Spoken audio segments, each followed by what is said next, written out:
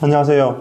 기업의 파이를 키우는 파이더 작가 하동균입니다. 2012년 3월 저는 직업군인을 그만두었습니다. 그리고 대구 달성군에 있는 자동차 부품 회사에 2개월 조금 안 되게 일을 한 적이 있는데요. 처음에는 자동차 부품을 생산을 했고 그러던 중에 생산 부품의 품질 검사를 하는 분이 그만뒀다고 해서 제가 그 일을 대신하게 됐습니다. 그 당시에 품질 검사 반장이 검사 수량이 적어서 빨리 출하를 해야 한다고 했습니다. 그래서 기본 검사 과정 중에 한 과정을 생략하라는 지시를 했죠. 그때 저는 회사에서 일한 지 얼마 안 됐기 때문에 반장의 말을 들을 수밖에 없었습니다. 그렇게 기본 과정을 생략하다 보니까 당연하게 문제가 생겼겠죠. 부품을 공급받는 회사에서 불량으로 판별을 하고 납품이 취소됐다는 겁니다. 그러자 회사의 감사원이 저를 포함해서 총 3명을 감사실로 불렀고요. 누구의 책임이냐면서 질책을 하기 시작을 했습니다.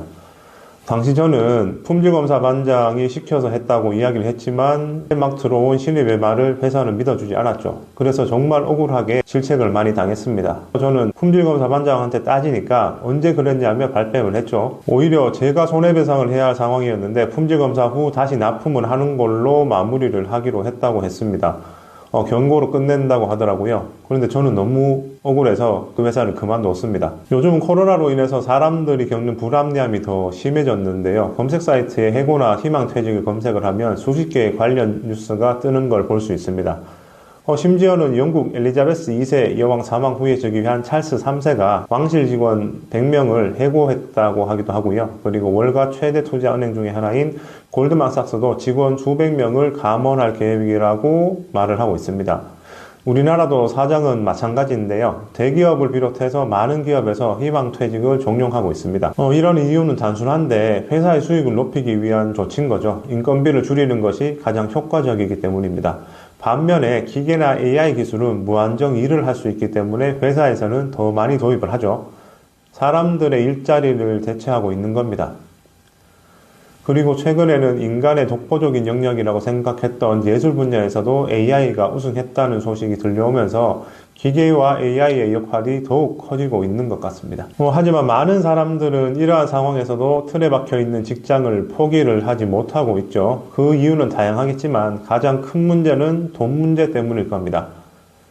각종 생활비나 카드값, 대출이자 등 다양한 돈 문제로 인해서 회사를 떠나기 어려운 상황이 되어 있는 거죠. 아직도 많은 분들이 회사를 위해서 노력하고 내일이 되면 회사가 나를 알아줄 것이고 나아질 거라는 희망을 가지고 노력하는 분들이 정말 많습니다. 회사에서 받는 불합리한 대우에도 불구하고 스스로를 위로하고 또다시 회사를 믿고 있는 거죠. 이러한 불합리한 상황이 반복되면서도 왜 우리는 그런 상황에서 못 벗어나는 걸까요?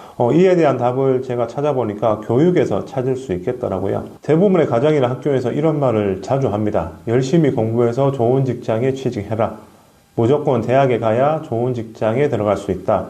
공무원이 최고다. 한번 들어가면 평생 직장을 유지할 수 있다. 이런 말들을 자주 들었고 이 말들을 의심 없이 그대로 믿었죠. 그런데 저는 이런 말들을 들을 때마다 답답한 감정을 많이 느꼈습니다. 공부를 열심히 해서 대학에 가는 것, 그리고 좋은 직장에 들어가는 것이 저한테는 그렇게 와닿지 않았기 때문인데요. 그래서 고2 때 저는 기술을 배우고 돈을 벌고 싶어서 직업반에 가고 싶었습니다.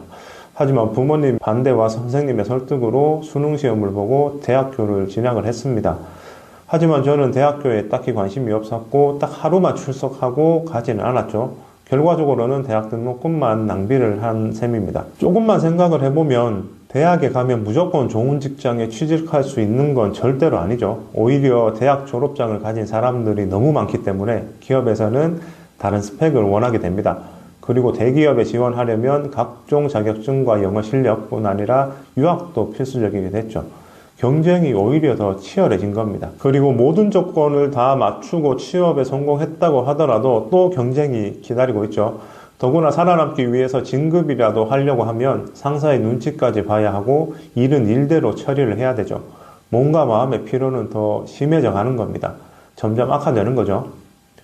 이처럼 현실은 점점 더 냉정해지고 있습니다. 취업시장은 점점 경쟁이 치열해지고 있고 자신의 열정과 목표에 맞으면서 삶의 의미가 있는 직업을 찾는 것 자체가 너무 어렵게 됐습니다.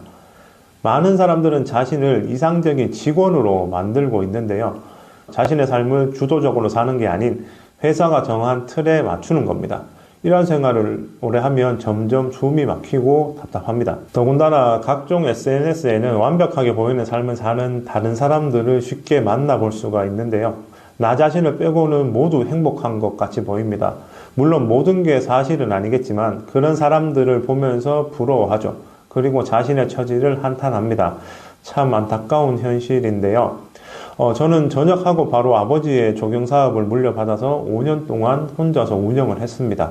살아있는 나무를 취급하다 보니까 계절에 관계없이 일을 해야만 했죠.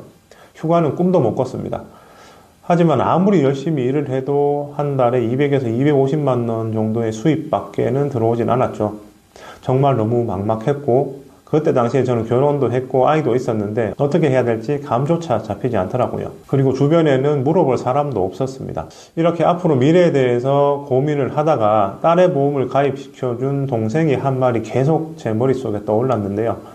일반 회사들처럼 정해진 월급은 없지만 내가 하는 만큼 벌고 그 한계가 없는 구조가 있는 시스템에서 일을 해야 된다는 말을 계속 해줬습니다. 그런데 처음에는 이게 참 두려웠는데요. 매달 들어오는 돈이 없다라는 공포가 너무 심했던 거죠. 한참을 고민하다가 마지막이라는 생각으로 도전하기로 결심을 했습니다. 제가 하는 만큼 벌 수 있고 한계가 없다라는 것에 대한 큰 매력을 느끼게 됐죠. 그래서 그 동생에게 일을 하고 싶다고 전달을 했고 회사의 지점장님과 면접을 봤습니다. 그 후에 서울 영등포구 신길동 원룸을 살면서 이 일을 시작을 했죠.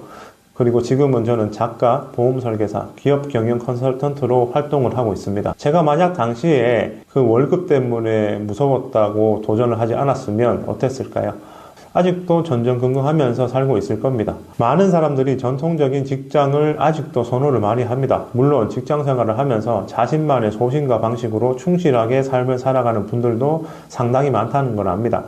하지만 대부분의 사람들은 그저 돈을 벌기 위해서 회사에서 일을 하는 거죠. 가장 소중한 시간을 자신이 아닌 회사에게 소비하면서 월급과 서로 맞바꾸고 있는 형태입니다. 성공과 행복이라는 것은 단순히 사회에 맞춰놓은 틀에 따라가는 것이 아니죠. 자신의 열정과 목표를 추구를 해야 됩니다. 그게 쉽냐라고 말하는 분들이 상당히 많을 건데요. 그건 해보지 않는 사람들이 하는 변명이라고 생각을 하시면 됩니다. 제가 이렇게 말을 하는 이유는 이미 지금 영상을 보시는 여러분들은 자신의 인생 스토리를 가지고 있습니다. 그 스토리에서 찾을 수 있음을 기억하고 도전하는 것 자체가 중요하죠. 이 말 한마디를 꼭 기억하시길 바랍니다. 회사는 절대 당신을 책임지지 않습니다. 오늘은 무한한 가능성이 있음에도 도전하지 않고 회사의 그늘에서 있으신 분들에게 조금이라도 도움이 되셨으면 하는 바람으로 이 영상을 제작하게 되었습니다. 모든 분들이 자신의 삶을 위해서 도전하기 바랍니다. 그럼 오늘은 여기까지 하겠습니다. 감사합니다.